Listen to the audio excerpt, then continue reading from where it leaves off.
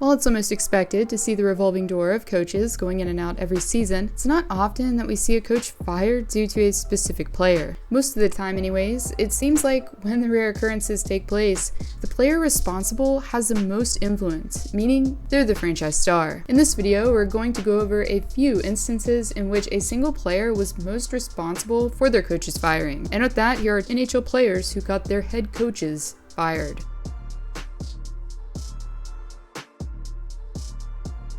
Along with Eichel as a new addition to the Sabres organization, Bylsma was brought in as head coach to begin the 2015-16 season. Bylsma, who was behind the bench coaching during Pittsburgh's Stanley Cup run in 2009, was known as a personable but no-nonsense coach who had an emphasis on North-South hockey. Sometimes a little rigid, but fair, Bylsma had previous success with star talent, including Sidney Crosby and Evgeny Malkin. Despite this, however, there was some known friction between Jack Eichel and the head coach. For instance, after Eichel arrived late to a team meeting, Bylsma made the decision to take the star player off of the team's #1 power play units just minutes into a game against Carolina, in which the team ended up losing 3-1. An article from NBC Sports also goes on to say that Eichel didn't agree with Bylsma's style of player discipline. When former teammate Sam Reinhart arrived 5 minutes late for practice, for instance, Bylsma decided to bench the forward for the upcoming game. After these events took place in the 2016-17 season, Bylsma began feeling the heat from GM Tim Murray at the season's end. The coach, who signed a 5-year, $15 million deal coming in,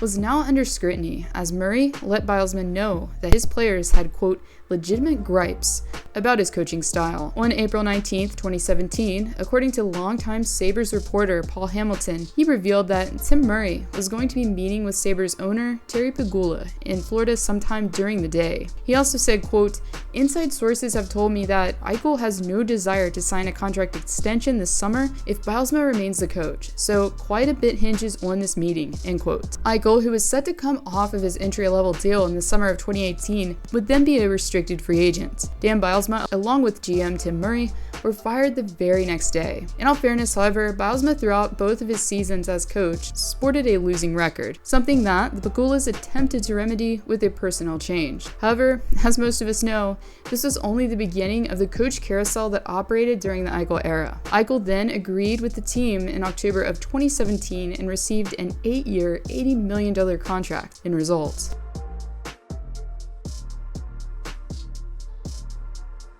The most recent incident on this list transpired shortly after the New York Islanders' regular season came to a close, as Lou Lamoriello made the puzzling decision to relieve longtime head coach Barry Trotz of his duties. After arriving in 2018 to Long Island, Trotz, who had just won a Stanley Cup, mind you, immediately went to work on his new team. And it wasn't long before the Isles were going on deep playoff runs as a result of what hockey fans came to know as Trotz hockey. Therefore, the news of the Trotz firing sent shockwaves throughout the hockey community, because very few saw it coming. But as the dust began to settle and information began trickling through, one of the biggest culprits behind it, according to multiple sources, is Islanders star Matt Barzal. Even though GM Lou Lamoriello did make the final decision to can the two-time Jack Adams recipient, the rift between player and coach became increasingly noticeable as time went on. For instance, back in 2019, Trotz decided to bench the forward in the final period of a contest against the New York Rangers. Even though it did appear that Trotz could have been trying to rest the star, considering that the team was up 4-0, the response from the coach post-game was rather puzzling. When asked why Barzal didn't appear in the third, Trotz replied with, quote, he knows why.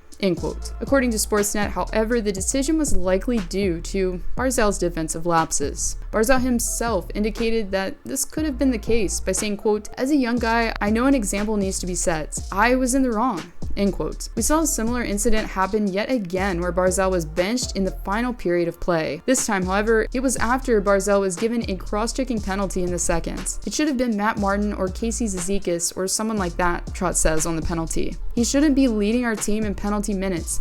I didn't like the penalty and I didn't like the shift after that, he says. And to only further substantiate the suspicion, NHL insider Nick Kyprios stated that Barzal and Trotz failed to see eye to eye, and when it all came down to it, the organization chose the star forward over the head coach instead. Since this whole incident is fairly recent, therefore more details could definitely emerge. At this point in time, it's looking more and more like Barzal decided to pull an Eichel, indeed.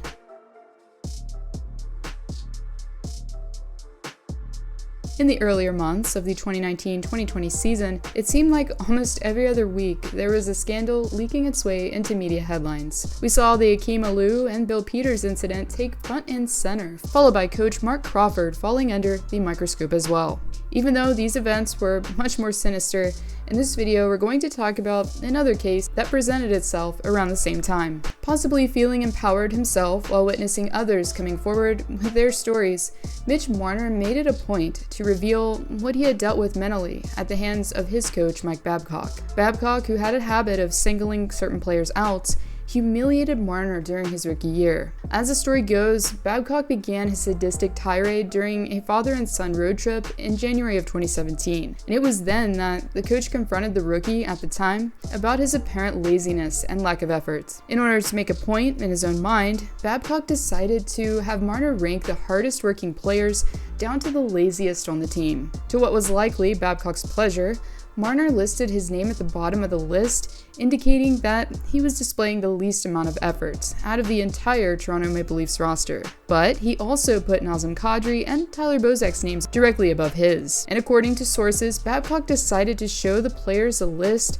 which only humiliated Marner further. Therefore, after Marner decided to speak out about the incident years later, caused Babcock to lose his coaching position with the team. Unlike the previous two incidents in which the players simply had some disagreements with their bench boss, this bout of controversy was much different. Following the reveal entailing Babcock's questionable behavior, others such as Chris Chelios, Johan Franzen, and Mike Commodore began making Marner's claims appear completely substantiated, as they also recalled either witnessing abuse or being a victim of it themselves. In closing, I'd like to take a minute to thank my amazing channel members and patrons for your contributions. Especially since I was demonetized last month, your support really went a long way. If you're watching and interested in either of these programs, information will be below.